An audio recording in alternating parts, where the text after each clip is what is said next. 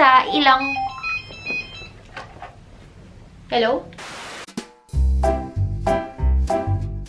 Hello everyone! Welcome to my channel. My name is Aileen. For today's question, ano ang pinakamagandang oras mag-start ng 16-hour fasting? Guys, pagdating sa 16-hour fast or pagdating sa intermittent fasting, 1 meal a day or kahit na anong klaseng fasting, nakadepende po yan sa schedule ninyo. Wala po tayong sinusunod na oras pagdating sa intermittent fasting. Basta maka-minimum 16 hours na fast ka, ibig sabihin 16 hour na hindi ka kakain ng kahit na ano maliban sa pag-inom ng tubig, tea, coffee, black coffee dapat, tapos plain na tea lang dapat. For 16 hours, minimum 16 hours, okay lang yan. It doesn't matter kung nag-start ka ng 1 a.m., nag-start ka ng 6 a.m. or 12 noon, 12 midnight, walang problema. Basta, maka-minimum na 16-hour na fast ka lang. Para ma-monitor nyo kung nakailang hours na kayo sa loob ng isang araw, gamit kayo ng Zero app. Yan yung ginagamit ko na application para i-check kung nakailang oras na ako. Kasi with my job, dahil paiba-iba yung roster ko, paiba-iba yung schedule ko, at iba-iba rin yung time zone ko, dyan lang ako nagde-depende. Ilalagay nyo lang dyan kung anong oras kayo nag-start mag-fast. Pwede nyo rin siyang i-adjust, depende sa kung ilang oras na fasting yung gusto nyong gawin.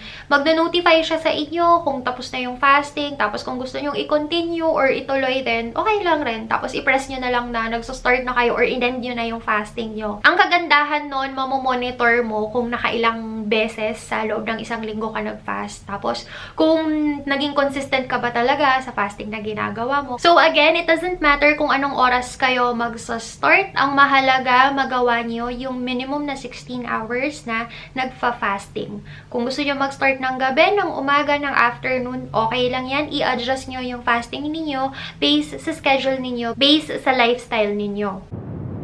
Another common question is, what if wala kang fixed na schedule? Say, for example, this week is morning shift ka, susunod na week is afternoon shift, tapos susunod na week is night shift naman. So, paiba-iba. Hindi pwede na naka-fixed yung fasting ninyo. Yung 16-8 intermittent fasting kasi guys, it doesn't necessarily mean na magfa-fast ka for 16 hours tapos kakain for 8 hours.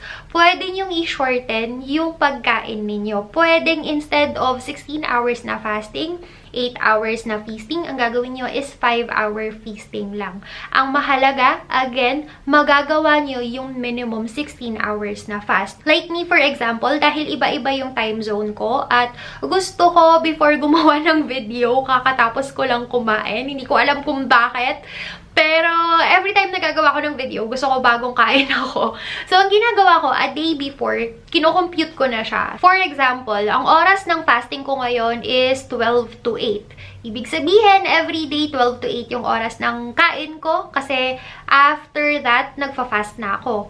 Kaya lang, the following day, kailangan 6 a.m. kakain na ako. 6 to 7 a.m. kakain na ako kasi at 8 o'clock, meron akong meeting, meron akong presentation, at gusto ko, bagong kain ako, gusto ko nakainom ako ng bulletproof coffee before ng presentation ko. Okay lang yan. Eh, di i-adjust mo yung oras ng kain mo. Instead na 12 to 8 yung kain mo, ang gawin mo after 2 p.m., tapos ka nang kumain. Kasi kapag tinigil mo yung kain mo ng 2 p.m., ibig sabihin nag-start ka na ng fasting ng 2 p.m. Since 2 p.m. ka nag-start, ibig sabihin 12 a.m. Yun na yung pang 12 hours mo. Kailangan natin 16 hours. So, 2 a.m., 3, 4, 5, 6. So, ibig sabihin, pwede ka nang kumain ng 6 a.m. kasi nabuo mo na yung minimum na 16-hour na fast. Okay lang kahit nag-16-hour fast ka tapos yung feasting time mo is 1 hour lang, 2 hours, 3, 4, 5, okay lang yun. Basta ang mahalaga lang is yung minimum na 16-hour fast.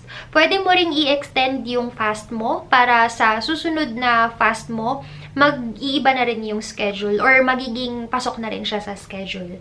Again, ang requirement lang or ang number 1 rule lang talaga natin is yung minimum 16-hour na fast. So, pagdating sa time, okay lang kahit na anong oras, basta again, minimum 16-hour na fast.